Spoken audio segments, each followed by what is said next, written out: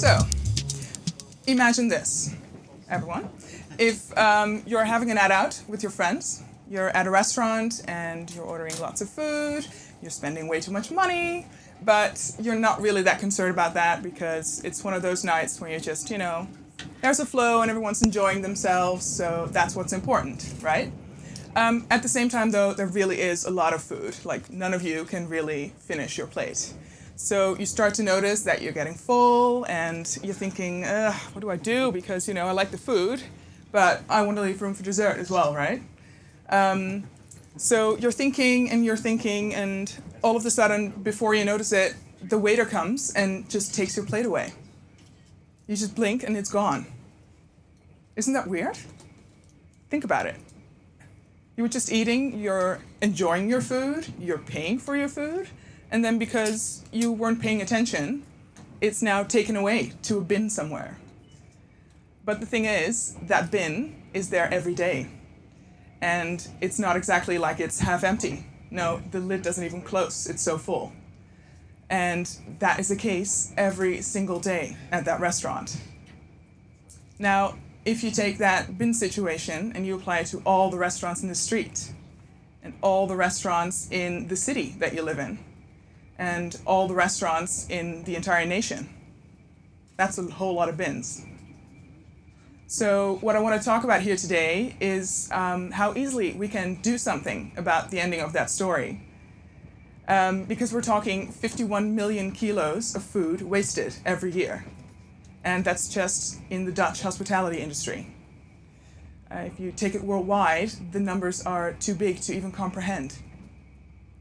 I think what we can comprehend, though, is that food and waste, they're global issues. There are no geographical borders that contain the production and the distribution of food and of waste, which might make it sound a little bit daunting and too big of a problem for any one person to handle. But big global problems can inspire small but effective global solutions. And with that in mind, I would like to give you two of those tiny but major things that you can do that help to reduce food waste in the hospitality industry. First one of those is portion sizes.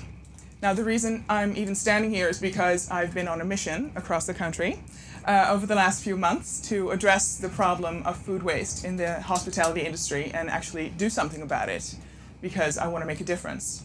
And one of the most hurt responses that I got, regardless of context really, was, okay, what about the portion sizes? And it's a good question. What about the portion sizes? They're a really good tool we can use to actually do something about this. And the good thing is, it's on the radar for many people. But to give you a little bit of an illustration, if you go to a bar and you order a beer, you get asked, okay, what size do you want, right? Do you want a smaller or a larger size? Or if you order a pizza, you can order a large one or a small one, or if you're lucky, even a medium one. There's options. They are available. It's just that they're available at particular places. Because take this one, for example. You've been asked on a date and to a fancy place, a little bit more fancy than I was talking about just now. And you're nervous. So you don't want to show it because, you want to make a good impression, but you can't get rid of that knot in your stomach. I think we all know that feeling, like you can't eat because, you're full. But what do? Because you don't want to disappoint your date, you're having dinner and you gotta eat. So, wouldn't it be great if you could just grab a portion that fits the size of your appetite at that moment?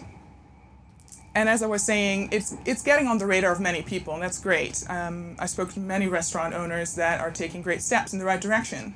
They're adjusting their menus or adjusting their stock acquisition policies. But what really stood out to me most when I was talking to those people is that it was customer demand, actually, that drove these changes. Customer still is king.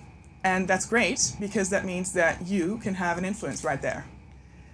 And that influence is still needed because while there are many restaurant owners that are taking great steps, there are many more steps that need to be taken. There are still some restaurant owners that view Customer King a little differently. They're afraid that people will leave their establishment dissatisfied when they reduce portions. So they would rather serve everyone a large portion than provide a few of their customers some extra options in case there's not enough. Again, though, there's a good solution to this. It's very easy, and it's the next tiny but major thing that you can do, you as an individual, to help change food waste. And I'm talking about doggy bags.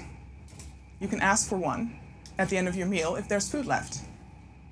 Now, depending on your country and your culture of origin, you might very well be thinking, what are you talking about? Because, that's nothing new. I've been doing that my whole life. And, yes, great, keep doing it. But I have to say, in my country of origin, which is right here in the Netherlands, the simple act of asking for a doggy bag is not so normal yet. In fact, it is frowned upon by many. I went to dinner not too long ago with my family to celebrate a family event. So we were a large group of people. And we had some Asian fusion cuisine, really good food. Also really a lot of it. It was all these tiny dishes, the entire table was filled with food. And none of us could finish, it was just too much. So my niece, I think 20-something, towards the end of the meal, she speaks up. And she asks the waitress if she can take it home with her. Now, I've never seen so many eyes lock in on one person at the same time. Like fiery eyes. And my uncle was like, what are you doing? You can't do that, that's rude. Whispering under his breath. And there was tension mounting and awkwardness, and that was quite a conversation that we had.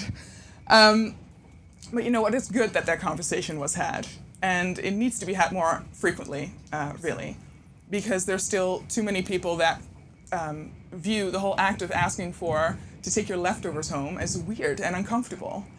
There is shame surrounding it, really. That's been surveyed. Over 80% of people in the Netherlands say they want their restaurant to provide them a doggy bag, and yet a similar 80% say they would never ask for one themselves. Shame being the number one reason, right after I never have any leftovers, which I don't know if that's really all that true, but that's another talk.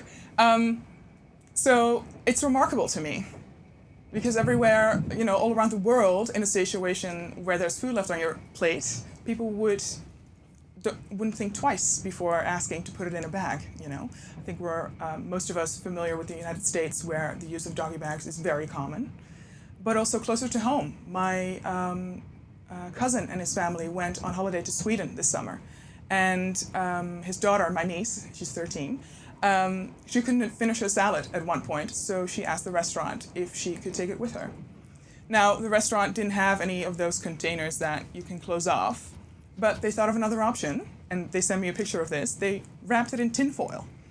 And I just thought, that's great, whatever works, as long as you can take it with you.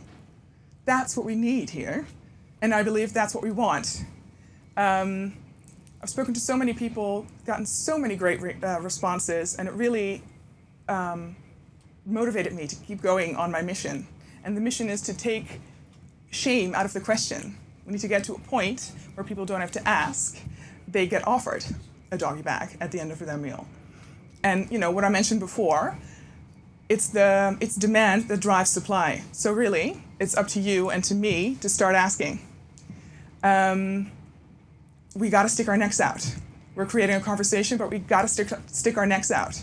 And it's a bit uncomfortable maybe in the beginning, but if you do it and I do it and we all do it, then it will get normal and we can relax. And this is really, I strongly believe, the way forward. If we all start to do this, then restaurants will pick it up. And we need to start a movement. Next time you have any leftovers, just do it. Ask for a doggy bag. It's really not that big of a deal. And then, I will do it, you will do it, restaurants will pick it up, we all will benefit from this scenario. But most importantly, food waste will be reduced globally. We're talking 10 million kilos of food waste saved in the Netherlands alone. So think of the worldwide number. It's massive. And it's possible. But we just got to take the first step. Thank you very much, Thank Rosanne. you.